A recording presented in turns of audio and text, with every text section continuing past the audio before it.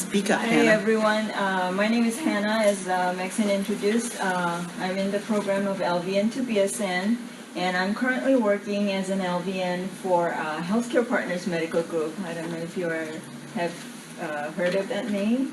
I work in LA downtown office. So I work there Monday through Friday, full-time LVN in the clinic, primary care clinic. So I see a lot of patients there. And whenever a patient comes into our clinic, the first thing we do is taking them to the scale and have them step on the scale. And most of the time, we get the response of like, really?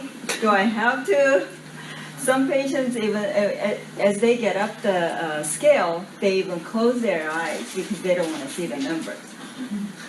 So not that many people are happy to see the numbers on the scale. So to see the good number on the scale, we sometimes do diet, right?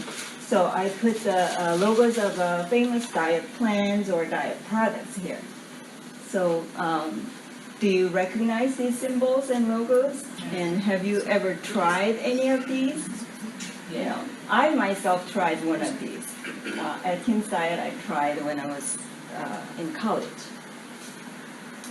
And when it comes to diet, we hear a lot of theories, approaches, and different methods, right? And the word diet means a special course of food to which one restricts oneself either to lose weight or for medical purposes, medical reasons. And the word here, restrict, is our problem because we don't want to restrict anything. We don't want to lose or give up on our freedom of choice, right? So when we say low-fat diet, it means we restrict the fat intake. When we say low-carb diet, we restrict the carbohydrate intake. When we say 1,200 or 1,600, 1,800 calorie diet, we restrict the amount of food that we take per day. So we know fruits and vegetables are good for our diet, but it's not always easy to incorporate in our diet. And some recommend skip the entire aisles of grocery stores because they are processed food, they're not natural, they're not good. But is it really possible? Is it practical? Not really. So if we cannot avoid them completely, we better find a way to choose them wisely. So today I want to talk about the ways to choose those cookies and chips without guilty feelings. I'm going to talk about 3 areas that we usually pay attention to when it comes to diet, which is fat, sugar, and portion. So the packages of these products have a lot of information. Do you read them? Do you believe them? Does any of the information on the package let you decide to buy certain cookies or chips or not? Let's start with this. This is a picture of the nutrition facts that you can find easily on any packaged products. It shows the serving size and calories per serving, amount of fat, cholesterol, sodium, carbohydrate, proteins, etc. If you see fat over there, there are 4 different types or categories of fats are listed. First of all, the saturated fat, this particular product has 2.5 grams. This fat is solid at room temperature, and it mostly comes from animal products. So some examples of saturated fat are butter, lard, meat fat, or shortening, palm oil, coconut oil, and so forth. Saturated fat tends to increase our blood cholesterol level. So it's better to limit the amount of saturated fat. And the next one, I'm going to skip the trans fat and I'm going to go back later. Next one is a polyunsaturated fat and monounsaturated fat. These unsaturated fat are found mostly in plant-based sources. So studies show that consuming these foods high in unsaturated fat improve blood cholesterol level, which can decrease your risk of heart disease. So I'm going to go back to trans fat now. In another name, trans fat is called hydrogenated oil. It is formed through an industrial process, and they add hydrogen to vegetable oil, which is liquid in room temperature, and it makes the oil to become solid at room temperature, which can increase the shelf life when products are made with this trans fat. This hydrogenated oil, which is trans fat, is less likely to spoil. So foods made with it have longer shelf life, as I said, and some restaurants use partially or just regular hydrogenated vegetable oil in their deep fryers because it doesn't have to be changed as often as they do as other oils. And I just said that trans fat is partially or just a hydrogenated oil. And now I want you to look at the ingredient part carefully. And what does it say? The sodium is so high. Right. And it says hydrogenated palm oil. Can you see that? The fonts are a little small. It says in the ingredients, but under the nutrition fact, trans fat is 0 gram. How is that possible? Because a certain amount is allowed. Right, so we'll go to the next page. And according to FDA's food labeling guide, if the fat is less than 0.5 grams per serving, they can put that ingredient as free or 0 gram. So this hidden trans fat can add up very quickly, especially if you eat several servings of multiple foods containing less than 0.5 grams per serving. So when you check the food label for trans fat, also check the food's ingredients list for partially hydrogenated vegetable oil, which indicates that food contains some trans fat, even if the amount is below 0.5 grams. And I have another slide that shows that examples of product that contains partially hydrogenated oil. Right here. Now I'm going to talk about sugar. When we talk about sugar, we get to hear the word GI or glycemic index. I don't know if you ever heard of that.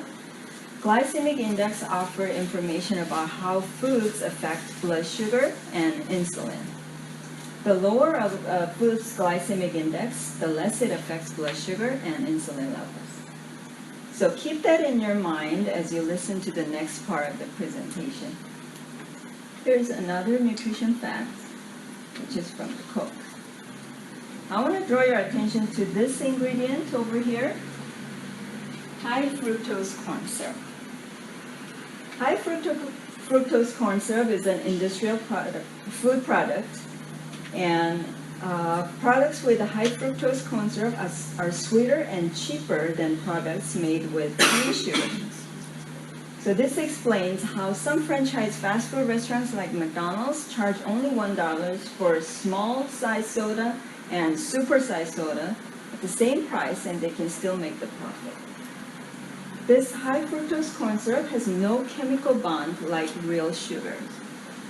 Chemical bond is what makes our body work to break them and digest. Because there's no chemical bond, no digestion is required, so that means our body will absorb that more quickly than regular sugar. The rapidly absorbed blood glucose, blood sugar, triggers big spikes in insulin, our body's major fat storage hormone. This leads to increase in appetite, weight gain, diabetes, heart disease, cancer, and many more. Then how about 0-calorie sweeteners? It should be good for losing weight because it doesn't add any calories, right? What are sugar substitutes? I have pictures of different types of different brands of artificial sweeteners. Sugar substitutes are chemical or plant-based products used to sweeten foods or drinks. Most sugar substitutes are many times sweeter than sugar. It takes a smaller amount of these sugar substitutes to provide the same level of sweetness. Some sugar substitutes are low in calories, while others have no calories at all. Sugar substitutes are regulated as food additives by the FDA, Food and Drug Administration. This means the FDA reviews scientific evidence to be sure that a sugar substitute is safe before it can be used in foods and drinks. They are considered as generally recognized as safe by FDA. But listen to this. One of the animal studies have indicated that the sweet taste induces an insulin response in rats. In the case of a response to artificial sweeteners, even if blood sugar does not increase, there can be increased hypoglycemia, which is a low blood sugar, or hyperinsulinemia, which is a high insulin level, and increased food intake the next time when there is a meal. Rats given sweeteners have steadily increased calorie intake, increased body weight, and increased fatness. Artificial sweeteners may be safe to add in your cup of coffee or tea, but it may not be safe for your weight management plan. We all could afford a little less sweet in our lives. If you're eating a lot of foods that have these artificial sweeteners in them, that means you're still probably eating a lot of cookies, cakes, and other processed products that aren't really good for you. Sugar substitutes are not a substitute for a healthy diet. These are the pictures of natural sweeteners. You can use less of these natural sweeteners without harming your health and also without saying no to your sweet tooth. Then how much is less? Let's talk about the portion now. We briefly looked at the serving size on Nutrition Facts label, but it's not that easy to find out how much is half cup of vegetables or 1 ounce of cheese. Who has measuring cups handy and use that to prepare salad, right? So I put some of the common serving size, but not in measuring cups, but the tool that you already have. That's your hands. So this picture shows that your fingertip is equivalent to like a teaspoon actually. This fingertip is a teaspoon, and your thumb size is a tablespoon. And your palm size is a recommended portion of a meat that you can take, about 3 ounces. And next picture shows a similar, but different kinds of foods that you can measure using your hands. Then why does portion size matter? Let's watch this short video clip together.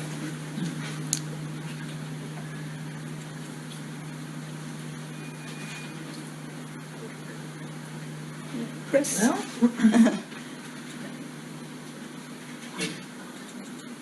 it says QuickTime not available. Why is it not working? Okay, who knows how to work this?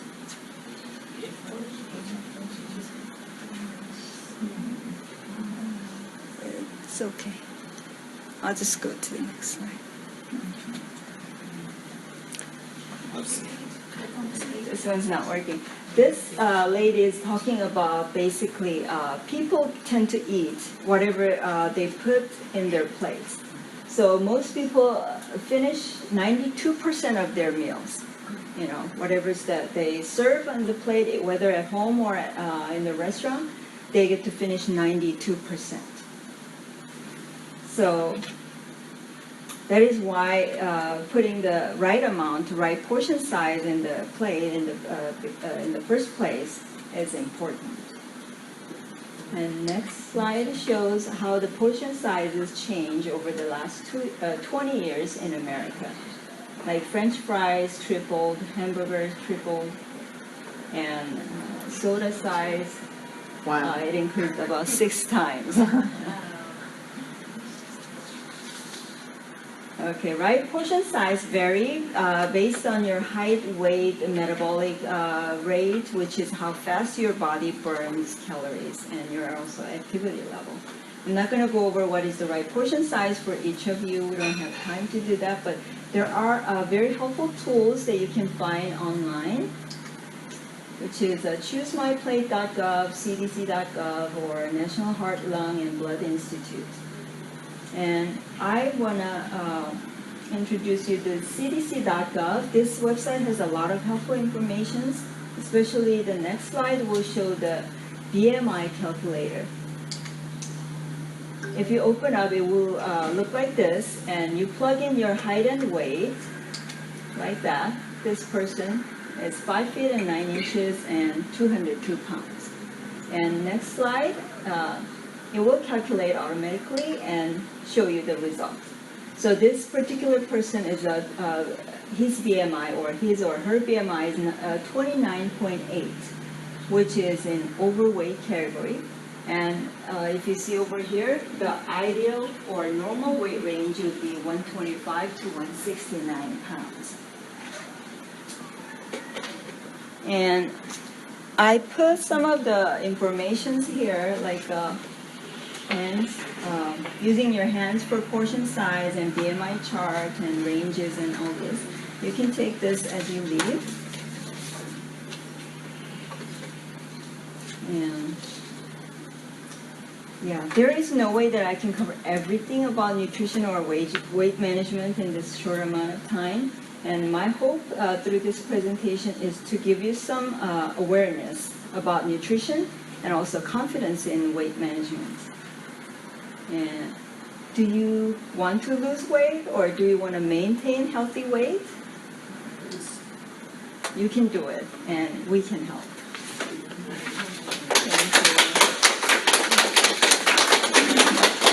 Any questions?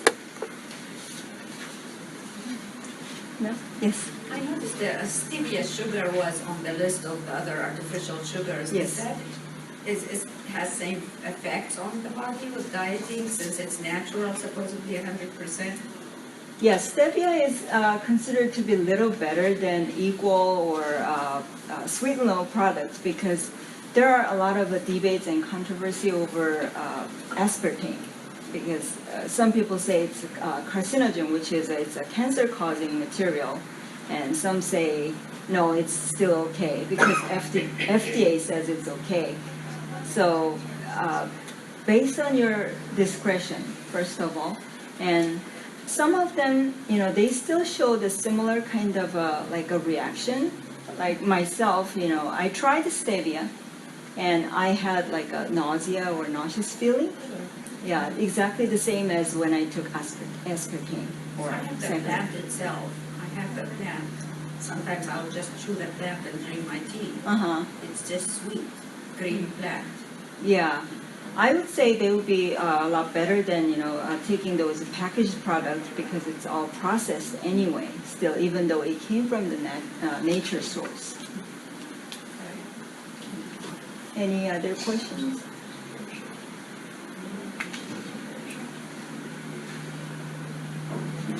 So, do you think pure sugar is just okay, just living yourself with pure sugar? Yes, what I use is a cane sugar Yeah. or agave syrup. There is a picture. I use that a lot. This one. Agave syrup right here. Because it's low in glycemic index, and I'm not diabetic personally, but I have a problem with sugar. When I take like cookies, cakes, and those products, I can literally feel the sugar, spikes. Yeah. So I try to find the products not to lose weight, but just, not to feel like that icky feeling. Yeah. So I use that a lot instead of maple syrup.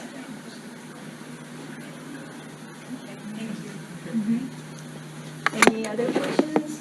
Yes. On honey powder, the natural honey powder, Uh-huh. is it helpful to use as a substitute To lose weight or to lose weight? I wouldn't say, because basically whatever amount of calorie you put in, and if you don't burn it, that will stay in your body and, you know, accumulate it as a fat, Oh, right? So I want you to use kind of moderately. I mean, instead of sugar, if you want to go for the healthier alternative and you want to choose honey powder, then maybe okay, but if you just use a lot of amount, you know, I wouldn't say healthy. Any other questions? Thank you. Thank you, Hannah. And Hannah's going to put her pamphlets over by the door, so when you leave, you can take one.